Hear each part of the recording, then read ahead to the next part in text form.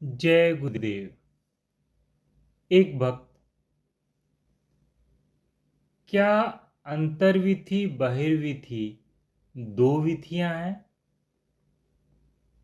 महाराष्ट्री: नहीं, विधि एक ही है, किंतु उस पर जब शक्ति का प्रवाह बाहर की ओर होता है तो उसे बहिर्विधि कहा जाता है, किंतु जब शक्ति का प्रवाह अंतरात्मा की ओर होता है तो उसी विधि को अंतर्विधि कहा जाता है।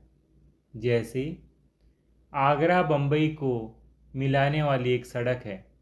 जब आगरा में उस सड़क पर खड़े होते हैं तो कहते हैं कि सड़क बम्बई जाती है। जब उसी सड़क पर बम्बई में खड़े होते हैं तो कहते हैं कि यह सड़क आगरा जाती है। देखो, आपसे मैं एक बात कहता हूँ कि आप लोग बार बार विषयांतर में चले जाते हैं। आपके प्रश्न महत्वपूर्ण होते हुए भी विषय से दूर होते हैं। इससे विषय की व्याख्या के प्रवाह में गतिरोध उत्पन्न हो जाता है। इस समय अंतर्विधि की सूक्ष्म क्रियाशीलता का प्रकरण चल रहा है। एक भक्त: तो स्थूल क्रियाओं की अपेक्षा सूक्ष्म क्रियाओं की क्रियाएं अधिक महत्वपूर्ण है? महाराष्ट्री: अधिक या कम महत्व का प्रश्न नहीं है। दोनों अपने अपने स्थान पर महत्वपूर्ण हैं। दोनों की एक समान आवश्यकता है, क्योंकि दोनों प्रकार के संस्कारों का क्षीण करना आवश्यक है। किंतु प्रायः स्थूल क्रियाओं की ही बात की जाती है। स्थूल, सूक्ष्म तथा शुभ अशुभ सभी संस्कार समान रूप से त्याज्य हैं। एक बात और, चित्त में एक अन्य विषय ऐसा है जिसे लोग संस्कारों के अंतर्गत ही मान लेते हैं, और वह है पंचक्लेश, जो चित्त पर 5 आवरणों के रूप में आच्छादित रहते हैं। संस्कार इनको घनीभूत करते हैं।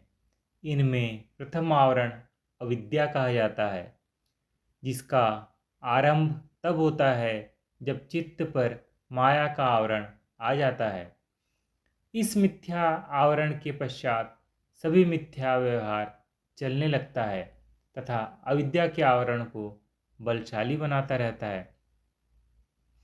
अविद्या बाकी के चारों आवरणों, संस्कारों, वासनाओं, विकारों, भावों तथा शुभाशुभ कर्मों का मूल कारण है। अविद्या ऐसी चिंगारी है जो अनेक अन्य चिंगारियों की जन्मदाता है। अविद्या का कार्य आत्मा की अनंतता को सीमाबद्ध दर्शाना, जगत में सत्यता नित्यता की प्रतीति करवाना, दुख को सुख रूप कर दिखाना, अपवित्र जगत में कल्पिता पवित्रता अपवित्रता की भावना को उभारना एवं जड़ तथा भौतिक अनात्म शरीर में आत्मभाव पैदा करना है। अविद्या ऐसी बाढ़ के समान है जो बढ़ती फैलती ही जाती है। ऐसे जादूगर के समान है जो अपने झोले में से नई नई वस्तुएं निकालता जाता है। ऐसे बहुरूपी के समान है जो नित्य नया रूप धारण करता है। ऐसे आक्रामक के समान है जो दाहिना दिखाकर बाएं हाथ से वार करता है। यह मिथ्या का विस्तार कर उससे बल ग्रहण करती है। भ्रांति, दुविधा, संशय अविद्या के कार्य हैं।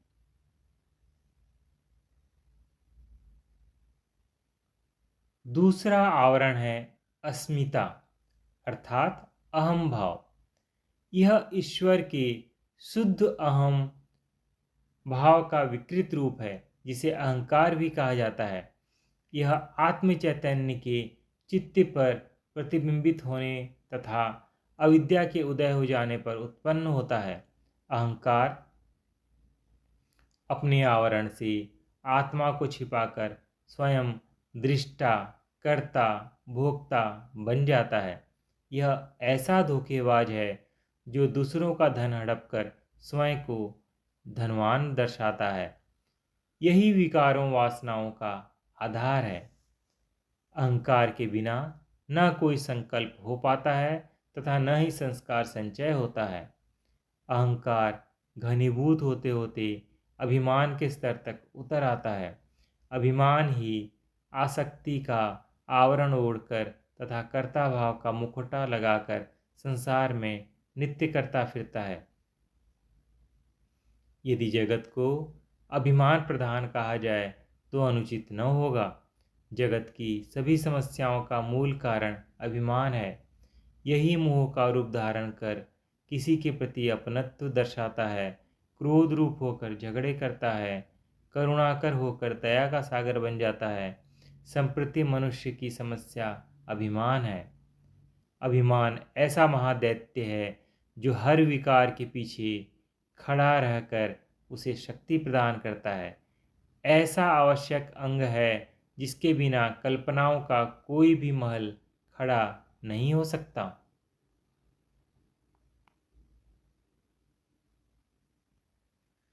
अब आते हैं राग तथा द्वेष के आवरण।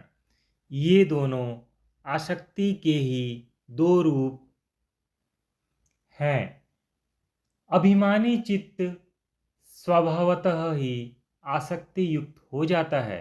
उसे कुछ विषयों के प्रति आकर्षण तथा कुछ के प्रति अनाकर्षण हो जाता है। धीरे धीरे राग तथा द्वेष के संस्कार संचय होते रहते हैं, जिससे राग द्वेष का भाव भी प्रबल होता जाता है। सारा संसार राग द्वेष रूपी दो पाटों के बीच पीस रहा है। राग द्वेष सामान्य संसारी का स्वभाव बन गया है। उसका प्रत्येक कर्म कहीं ना कहीं राग द्वेष से प्रभावित होता है। राग द्वेष जुड़वां भाइयों के समान है। जहाँ एक होगा वहाँ दूसरा भी अवश्य उपस्थित होगा। राग द्वेष के द्वंद्व में प्रत्येक संस्कारी जकड़ा जा रहा है। राग द्वेष ऐसा प्रवाह है जिसमें जाने अनजाने सभी बहे जा रहे हैं। राग द्वेष एक ऐसा फंदा है जो सबके गले में कसता जा रहा है। राग द्वेष ऐसे विकार हैं जिनसे प्रायः चित्त दूषित तथा मलस्न बने रहते हैं। कोई तपस्वी ज्ञानी या भक्ति क्यों न हो, किंतु इसकी मार से नहीं बच पाते। राग द्वेष माया के अंधकार को दुगना कर देता है। अभिमान तथा क्रोध से मिलकर इसका रूप अत्यंत विकराल हो जाता है। यह मनुष्य के विवेक का हरण कर लेता है। समय कुसमय का भाव चित्त से विलुप्त हो जाता है। इसके नशे में पड़ा जीव उचित अनुचित का ध्यान किए बिना व्यवहार करता है।